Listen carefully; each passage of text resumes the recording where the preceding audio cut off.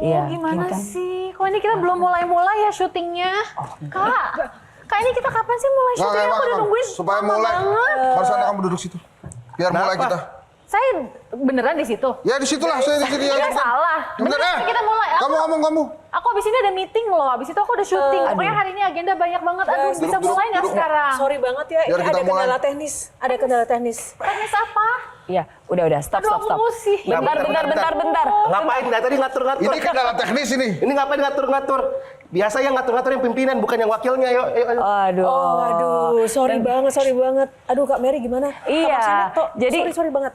memang ya aku selalu bilang nih. Ini bingung kan? Hidup memang nggak semudah kata-kata Mary Riana, ya kan? Tapi kan bukan berarti kita harus marah-marah. Betul. Bukan berarti harus berkeluh kesah. Ya kita nikmati aja, sabar aja, tunggu yang tuan rumah kalau sudah siap Nggak bisa, baru Kak Mary. nanti. Nggak bisa. Kenapa Ya, sih Bang Hesa, kenapa sih seragam. nggak sabar banget? Kita belum. Ini nggak adil. Nggak ada janji. Ini syuting seperti hidup apa kan memang ini? nggak adil. Nggak adil ini. Bangsat. Kok kamu malah ketawa-ketawa? Kan kamu selalu marah-marah. Ya, jadi gagal deh. Tarik nafas. Oke. Nah, hembuskan. Udah, hidup itu indah, asalkan kita bisa mensyukurinya. Nah. Jadi nikmati aja. Mumpung aku masih ada nikmatin waktu. deh. Ini aku duduk sini atau di sini? Gitu. Gantian. Nggak sampai marah-marah lagi. Thank you Marshanda. Aduh bagus banget ya aktingnya, tapi persoalannya adalah Iya, kenapa sih aku disuruh galak kok kayak gitu? Nah, Marshanda ini kan protagonis banget ya. Iya. Tadi kita suruh Karakternya. marah-marah. Iya, kita Di suruh marah-marah nggak film-film. cocok. Tetap manis gitu loh, tetap tersenyum. Kamu lebih nyaman jadi berakting protagonis atau antagonis sih sebenarnya? Sebetulnya aku tuh sempet jenuh banget loh berperan selalu jadi protagonis. Sampai di tahun 2008 aku pernah request sama produser yang lagi memperkerjakan aku sebagai pemainnya, please kasih aku peran antagonis. Oh gitu. Serius? Walaupun kemarin di beberapa film terakhir kan sebenarnya filmnya tentang apa masalah-masalah rumah tangga. Tapi aku protagonisnya. tetap protagonisnya. Iya, ya? terus begitu aku request dikasih loh sama dia. Tapi cuma bertahan 3 episode, dia bilang, Cak, cetakan muka kamu tuh dari sananya harus protagonis emang. Oke. Masyarakat tuh nggak suka ketika kamu jadi antagonis, jadi nggak pada nggak mau nonton. Nah, Aku ini nggak ngerti kenapa. Nah, padahal ya kalau kita lihat kehidupan di balik layarnya Marshanda itu kan penuh roller coaster. Makanya kita angkat tema kita Life is Roller Coaster. Tapi ada satu pertanyaan menarik ini buat Marshanda yang harus jawab banget nih. Oke. Kalau Marshanda itu lebih suka duduk di depan dan kemudian menghadapi tantangan atau di barisan depan untuk menghadapi tantangan hidup, atau duduk di belakang ikut arus aja dan main aman. Menurut aku cita-cita kita dalam hidup itu harusnya adalah untuk tahu kapan kita harus duduk di depan menjadi fighter dan kapan kita harus duduk di belakang let go and let God. Jadi goalnya adalah wisdom, kebijaksanaan. Menurut aku itu.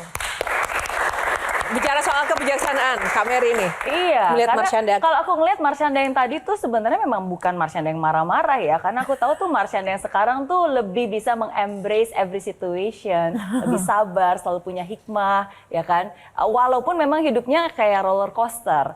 Seberapa roller coasternya sih hidup Marshanda? Jujur kayak aku rasa sama dengan semua orang di dunia ini sih. Cuman nggak semua orang roller coasternya tuh terpublish. Bener nggak? Ya. Pasti semua orang punya up and down-nya gitu. Cuman gak semua orang share secara terbuka gitu kepada followersnya, kepada orang yang kenal dia. Banyak yang ya udah di-keep untuk dirinya sendiri aja. Padahal mereka juga evolusi, mereka bertumbuh karena challenge roller coaster yang mereka hadapin juga gitu. Nah, ini ada menarik nih Kak Mary dan juga teman-teman. Marshanda pernah posting sesuatu quotes begitu, mantra of the day ya. Kita akan lihat sama-sama mantra of the day yang diposting oleh Marshanda. Bertuliskan mantra of the day, I love my life, I love my life. Kenapa sampai ditulis berulang-ulang dan apa maknanya? Dari aku SMA emang aku suka nulis itu ya di diary. Jadi ada sempat satu halaman full tulisannya kecil-kecil banyak banget, mungkin berapa ratus. I love my life, I love my life, I love my life, I love my life. Karena memang aku merasa itu. Even though your life dalam sebuah roller coaster yang Doesn't matter. doesn't matter. Aku tetap percaya bahwa segala roller coaster itu tujuannya adalah indah dan memang aku diberikan roller coaster karena Tuhan percaya aku mampu menghadapi semua itu dan nggak pernah berubah ya mindset aku bahwa aku dilahirkan ke dunia dengan misi yang besar, dengan misi yang mulia. Jadi apapun cobaan yang aku hadapin, Tuhan nggak akan pernah lepas tanganku. Memangnya kamu tahu misi kamu apa? Misi aku untuk serving others, untuk menolong banyak orang. Tapi lewat journey experience yang aku hadapin sendiri secara real dan lewat pengetahuan dan ilmu yang aku pelajarin. Cool. Bang Hensat. Tadi pas role play itu ya, acting itu, semakin sadar saya bahwa saya bukan Reza Rahardian. Nggak usah pakai role play juga harusnya sadar sih. Maksudnya kok lu baru sadar gitu sih? Ya ternyata nggak gampang gitu ya. Memain peran itu nggak gampang gitu. Iya. Tapi bukannya udah sering nih marah-marah dan sering ini Oh itu terbawa peran? terbawa peran. Atau terbawa arus ya? Bawa arus politik maksudnya. Ini kita ganti aja nih. Oke, gimana Bang? Ya ini masih terkait dengan perannya. Suka ketukar-tukar nggak sih? Dalam hidup kamu itu tiba-tiba merasa harus memainkan peran tertentu dan harus mengikuti skenario yang ada gitu. Misalnya nih, habis syuting film, terus balik normal ke kehidupan nyata ya. Terus merasa masih dalam saya masih syuting film nih sehingga gejolak emosinya tuh masih terbawa dari yang emosi di film ke kehidupan nyata. Ternyata itu adalah pantangan terbesar seorang aktor. Dan aku baru tahu kalau itu nggak boleh membawa peranan kita ke dalam kehidupan nyata kita, itu mungkin 5 tahun, 6 tahun lalu. Baru sadar. Baru dikasih tahu oleh pemain yang lebih senior dari aku dan sutradara. Dia bilang kalau kita membawa karakter kita ke rumah, ke kehidupan pribadi, keluarga kita akan hancur, kehidupan kita yang sesungguhnya akan berantakan. Kadang nggak sadar. Iya, dan itu banyak banget terjadi dengan aktor-aktor di manapun itu gitu. Jadi secara psikologis tuh memang sebagai aktor kita setelah kita selesai syuting, kita harus balik ke rumah dalam keadaan titik nol lagi gitu. Menjadi kalau aku Caca ya Caca gitu. Aku sampai setelah syuting film yang kemarin, aku bikin list karakter aku di film itu namanya Alina. Karakter dia tuh apa aja, aku bikin listnya. Sifatnya apa, kecenderungannya apa, positifnya apa, negatifnya apa. Di kolom sebelahnya aku tulis Caca, dia itu seperti apa aja. Lalu aku melakukan meditasi dan visualisasi supaya aku bisa berpindah dari Alina kembali ke Caca. Dan trikinya adalah kalau kita nggak tahu diri kita tuh apa. Jadi kolom yang keduanya kosong. Nah loh, gue ini yang mana ya? Gue nggak kenal diri lagi. Nah itu bahaya. Jadi kita harus kenal dulu kita yang original tuh seperti apa. Nah itu tadi sorry Jo, satu lagi itu menarik tadi yang I love my life itu. Ada alasan tertentu nggak pada saat kamu tulis I love my life berkali-kali itu? Kejadian apa yang bikin itu? Enggak sih, jadi aku merasa kebahagiaan itu kayak apa namanya itu generator power plant, mesin itu power plant. Jadi happiness itu sesuatu yang kita generate, bukan sesuatu yang jatuh dari langit untuk kita. Kalau kita bisa terus-menerus mengenerate kebahagiaan, rasa happy dan rasa cinta kepada hidup kita, maka dia yang akan terus kita rasakan dan energi itu akan berbalik jadi realita kita. Tapi kalau kita melakukan yang sebaliknya, kita fokus kepada yang negatif, nah itulah yang menjadi realita kita gitu. Jadi ketika aku fokus I love my life dalam hati, dalam tulisan, dalam kata-kata, itulah yang akan menjadi realita hidup aku dan itu yang aku sungguh-sungguh rasakan. Genuine secara tulus. Oh Nah, oke. kalau menurut Gian Rahardian sesama aktor Gian Rahadian. sama brewoknya Apa? soalnya. Iya. Gimana Gian? Kok gitu sih? Kenapa emang Maksudnya gue apa tuh? terima? Ya, boleh aja. Tapi menarik tadi Caca. Apaan yang menarik? Pernyataannya tadi. Lu sabar dengerin gue dulu apa? Iya. Ini udah selesai belum sih? Yang menarik yang pertama adalah bahwa kalau karakter itu nggak boleh dibawa ke rumah. Itu pertama. Dan menurutku para pejabat kita cocok banget jadi aktor ya. Karena pada saat kampanye dan pada saat menjabat itu Beda-beda. dia kembali ke titik nol. Iya. Benar. Pada saat kampanye acting tuh baik Kayak sama beli rakyat. bensin ya, kembali ke titik nol ya. Titik nol Yang lagi ini pas kosong ini menjabat. ya? Iya. Tapi yang menarik Wakil adalah Itu bagian boleh nggak gua ngomong dulu deh? Boleh nggak gua ngomong dulu dari Iya. tadi ini? Maaf. Kakak Caca, Ya. nggak semua orang ngerti blueprint hidupnya. Nah, momen apa Kakak Caca nih akhirnya nemu, oh aku tuh hidup untuk tadi melayani orang, memberkati orang segala macam. Karena banyak orang yang sampai umur tertentu bertanya, gua buat apa sih hidup tuh? Nggak semua orang bisa dapat itu. Momennya apa? Karena keingintahuan yang besar dan benar-benar melakukan aksi nyata untuk mencari tahu lewat baca buku, lewat pelatihan-pelatihan, seminar-seminar, lewat mentor, supaya aku mengenal aku untuk apa ada di sini, my big why, reason aku apa, alasan aku apa melakukan semua hal tadi, mission aku itu. Jadi aku mencari ya lewat pencarian diri. Tapi kenapa aku bisa melakukan pencarian diri? Karena ingin tahunya tuh besar banget. Aku rasa orang tuh ketika dia end up di titik yang gue buat apa ya ada di sini, siapa ya gue? Dia penasaran aja, tapi keingin tahuannya tuh tidak segitu besarnya sampai dia rela menginvestasikan waktu, energi secara finansial, secara fisik, secara hati, apapun itu untuk melakukan aksi nyata untuk pencarian diri itu. Gitu. Nah, singkat saja nih, melakukan sebuah pencarian diri. Orang kan juga berbeda-beda ya. Kadang di titik itu, kadang orang kan hanya berdiam diri karena dia nggak tahu apa yang harus dia lakukan. Apakah tiba-tiba dapat mentor atau cari mentor atau seperti apa? Itu tuh seperti apa sih jalannya semesta di hidup Marsyanda untuk menemukan diri itu, mencarinya tuh gimana? Apakah mentor tiba-tiba datang, lingkungan tiba-tiba datang, atau benar-benar literally mencari action gitu? Kesadaran itu muncul. Aku rasa kayaknya semua orang ketika mereka masih kecil, mereka itu tahu mission mereka apa. Tapi kita grow up, kita tumbuh besar dengan program-program di masyarakat, maksudnya programming di pikiran kita gitu ya, bahwa oh kita harus ini yang benar, ini yang salah, ini nilai-nilai yang harus kita ikutin. Sehingga kita sampai lupa gitu kita yang original tuh apa. Nah kita makanya tumbuh besar, kalau aku ya mencari mentor, guru-guru, buku-buku, informasi, edukasi dan sebagainya. Sampai aku di titik yang oke, aku melihat ke dalam aja sekarang. Kayaknya itu yang lebih original, yang aku tahu sebetulnya yang aku cari itu ada di dalam semua jawabannya. Jadi udah sedang tidak di tahap, ya udah nggak apa-apa aku belajar for fun, bukan untuk mencari diri atau mencari jawaban, tapi untuk for fun aja gitu.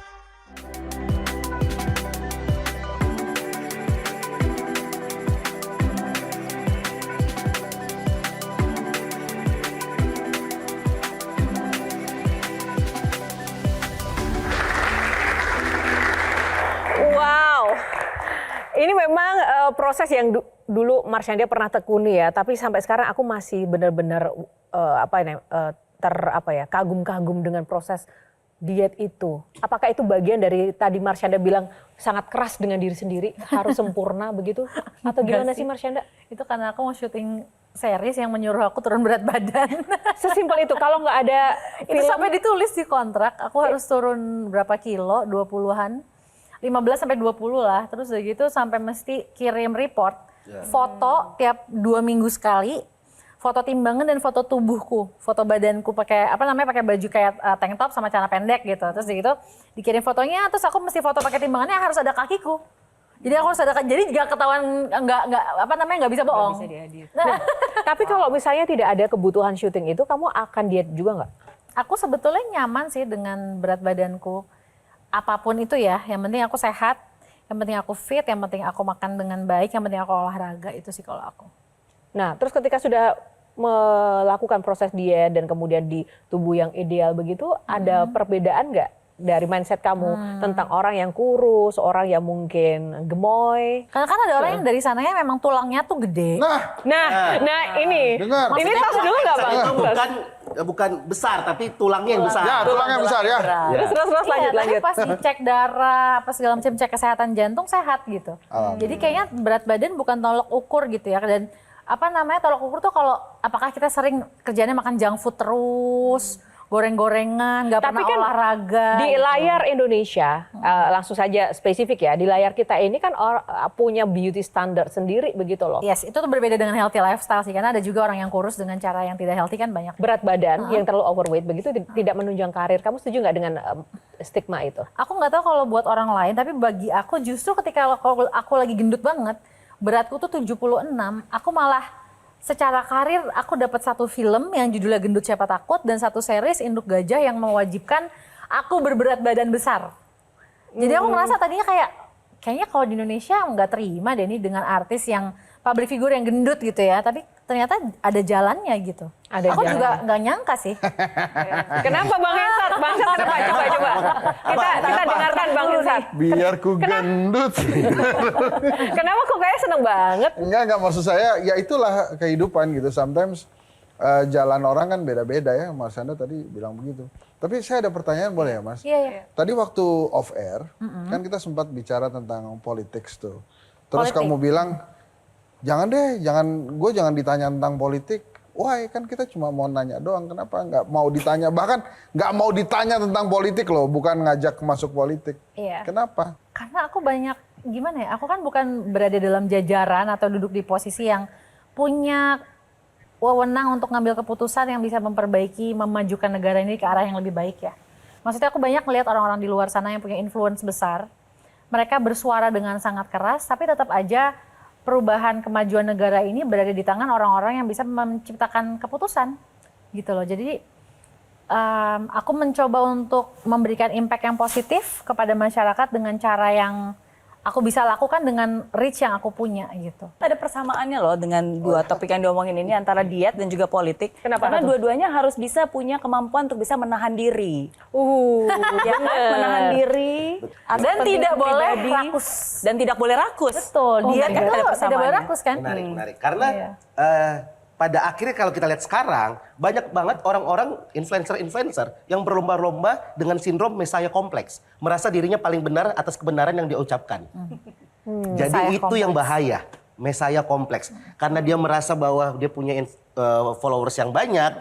Setiap kali dia posting orang dengerin. Yes. Akhirnya ketika ada beda pendapat dia udah gak mau dengerin lagi. Nah Apa itu bedanya? namanya rakus Betul. power. Rakus power. Jadi apa bedanya influencer ini sama para pejabat kita? Sama-sama aja pada akhirnya. Karena aku yakin pejabat adalah rakyat yang diberikan privilege. Tepuk tangan Gian. Betul.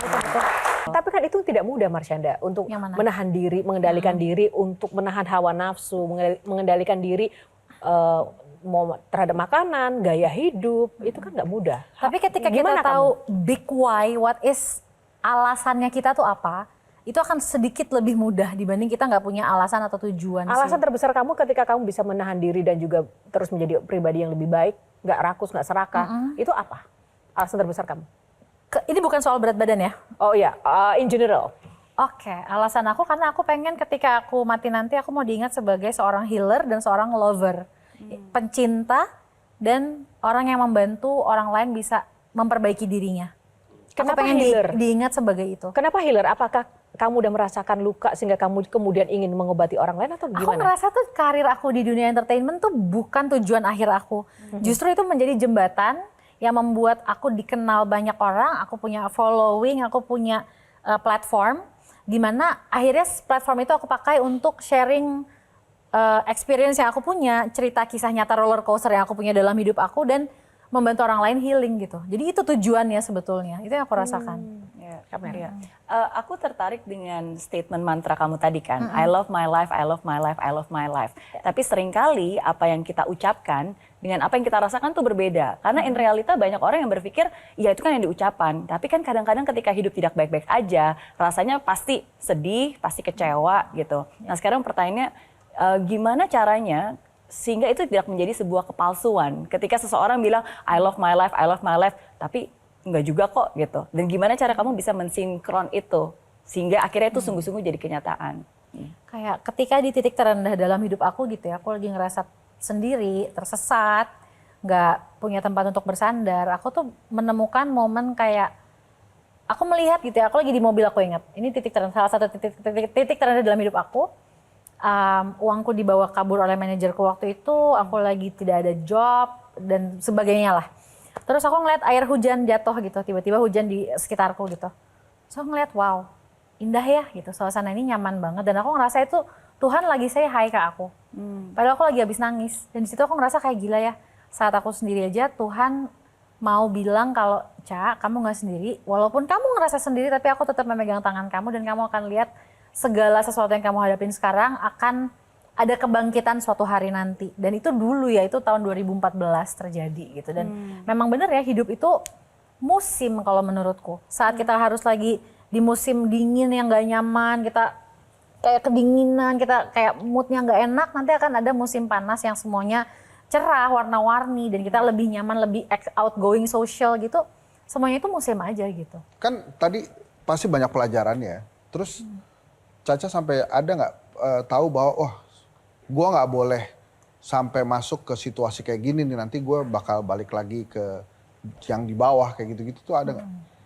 Pernah sampai nggak Ketakutan kepikiran ya? gitu? Wah gue nggak boleh Trauma. nih begini, ntar gue Lebih-lebih ini kalian mendeteksi kayak kalau aku dalam situasi seperti ini aku bisa bete gitu misalnya. Iya ya kayak gitu-gitu tuh pernah nggak menyadari itu? Iya banget sih, karena kan aku pernah ada diagnosa bipolar disorder ya. Oke. Jadi untuk orang dengan kondisi mental yang punya diagnosa itu nggak boleh kurang tidur. Paling itu sih yang paling jelas aku bisa share sekarang lagi muncul di kepala aku itu. Kalau aku kurang tidur berturut-turut dalam 2 minggu gitu, aku bisa jadi lebih sensitif, bisa overthinking, dan jadi serba nggak nyaman ngapa-ngapain, kayak kepikiran apa-apa gitu. Jadi itu remnya aku kira-kira di situ sih, agar tidak masuk ke dalam siklus yang oversensitif gitu. Jelajahi cara baru mendapatkan informasi. Download Metro TV Extend sekarang.